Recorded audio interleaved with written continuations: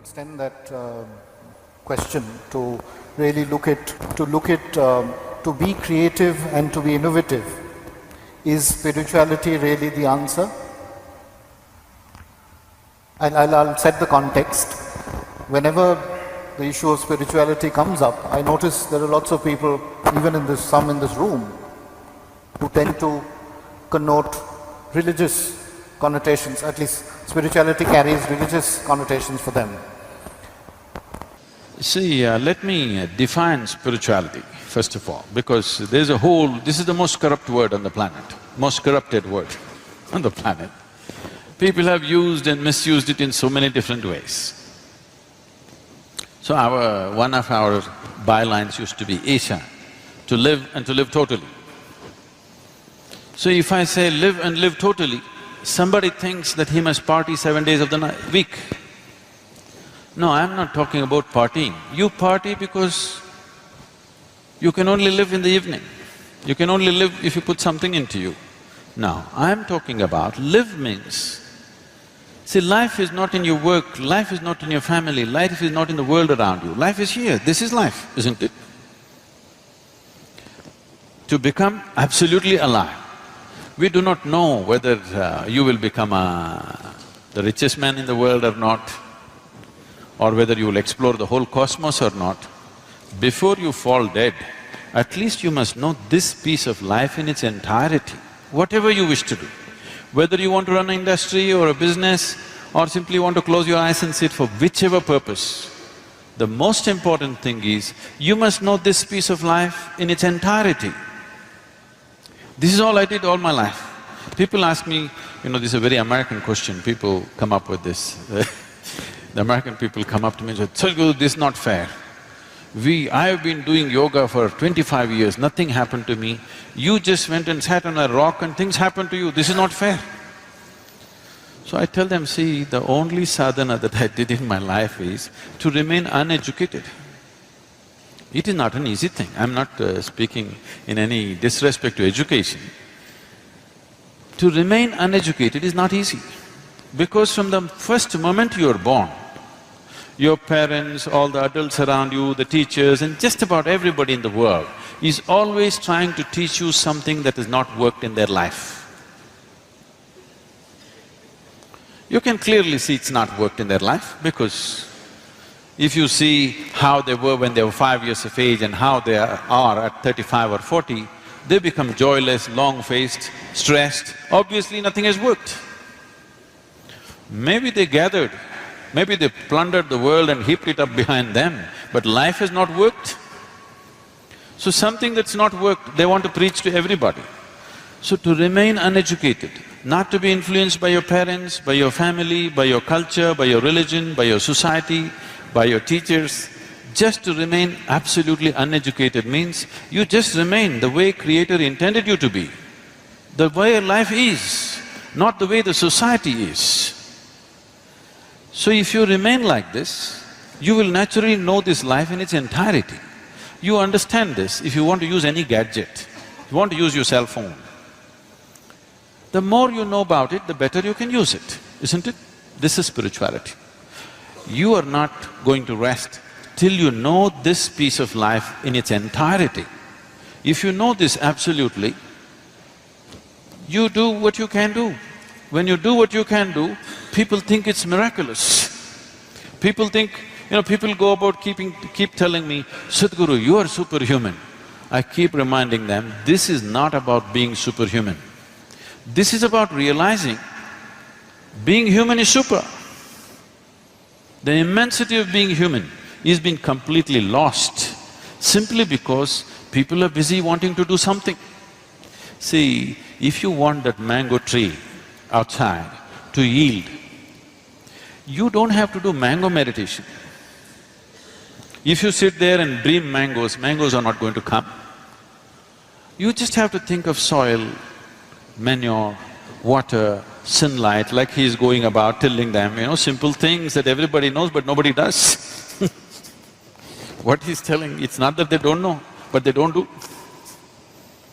Everybody knows these things, but nobody does it. So people do mango meditation.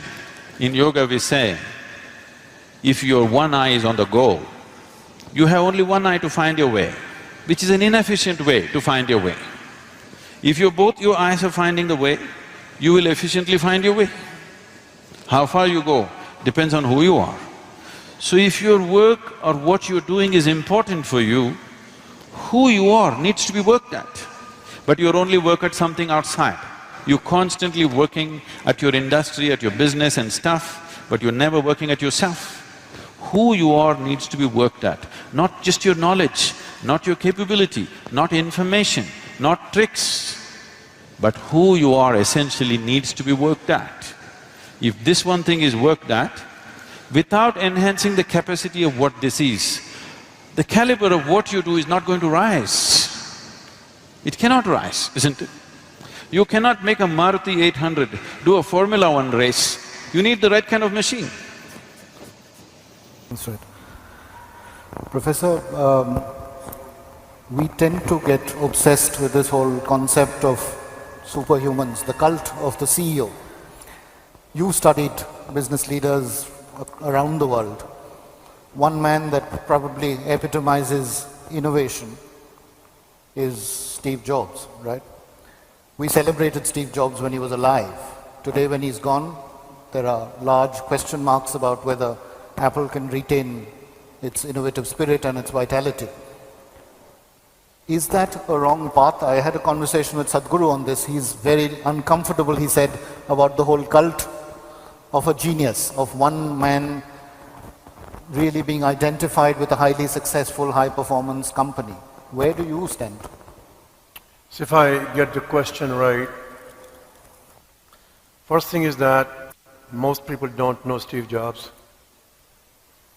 I had the honor of having assisted the chairman of DuPont to bring him back. Nobody wants to hire Steve Jobs.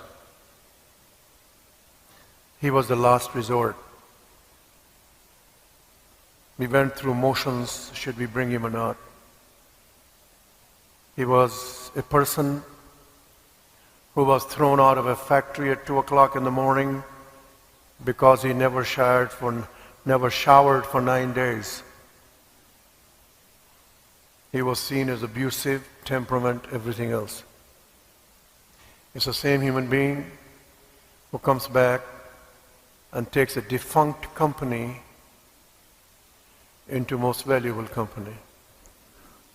First thing I want you to know, he never called himself an innovator. I have that in writing. He called himself master connector. He came to the company and he said, I want to focus on 100 people. And he did. He recruited another person to run the rest of the company. Now, here is the simple thing. Every Monday, 50 weeks a year, 4 hours, 14 years, 700 times, he focused on 4 products. That's athletic practice. These people sat in that room and they learned from the master how to connect. Connect software, connect hardware, connect what the consumer will want, connect glass, connect metal, and the aesthetic designers. So those skills have been transferred. Right. They are there. They have fired one guy. One second one is in the process going out of the 14 people team. Before he died, he said his objective was to have an organization that will continue. He had a special know-how that will never be replicated. So all of us need to think about, it's not the cult, it's how you creating the organization that goes for perpetuity. And perpetuity means it reforms as the times change. My belief is Apple will reform as the times change. It may not be same peak, but it is professionalized because I know the people who they are, and I see no reason it will not continue, because in this DNA of Apple, the change is built in. So that will continue. You used a beautiful term, master connector. I have a question on that, because interdisciplinary thinking in some ways lies at the core of what you're saying, of innovation. When people hear entrepreneurs and business leaders look to build their own top team, they need to draw off the best that's available from HR, from tech and finance. One of the issues, the realities in the Indian environment is that a lot of the functional heads don't often have a business orientation. How do you deal with that? HR person knows HR but doesn't care about how the business runs. Is it in the context of innovation? Well, I'm saying that if you want to build solutions that are truly innovative, you will have to draw from it. Yeah. I think I have to take you through this. This is not in publications yet. And you begin to see these companies that have made it simple. How many of you heard of Lego? Lego? He simplified it. It's not in public domain yet. First, I want you to know,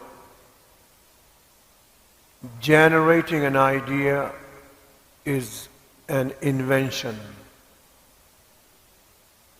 Thomas Alva Edison said the same thing. Steve said the same thing. Today, you can buy ideas that are available. You pay for them. Innovation is selecting an idea and converting it into a consumer will prefer, and you get paid for it. That's the leadership job. That's not a genius job. That has begun. We have 5 companies in America now, and I have 1 in India. Selecting an idea, converting into a consumer preferring it, and you make this social process the way 100 years ago Henry Ford made manufacturing as a repeatable process. Make that as a repeatable process. Major reason for failure is not having the right team leader. We don't need a doctoral thesis on that. Selecting the right team leader is the key variable to take the idea all the way to the market. So Steve Jobs called that end-to-end integral. People don't practice that. You start practicing this. When somebody calls me up and say, help us, I have 56 projects. He's a CEO, I've known him. I said, Charlie, when you get 56 projects to 6, call me. He said, what do you mean? I said, I know your company, you do not have 56 good team leaders. When you get to 6, call me. We'll do it. So the key variable is a very different process. We now cracked the code. It's being done. We have 2 companies in India, they've begun to do, they see results. One of them is seeing results. In less than 180 days. I met this guy day before yesterday. He said, you don't know me? I said, of course I don't.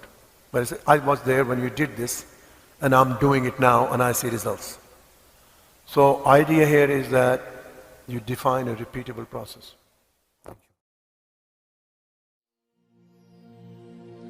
शरीरं सुरूपं यथा वा कलत्रं यशश्चारुचित्रं धनं मेरुतुल्यं गुरोरङ्घ्रिपद्मे मनश्चेन लग्नं ततः किं ततः किं ततः किं ततः किं कलत्रं धनं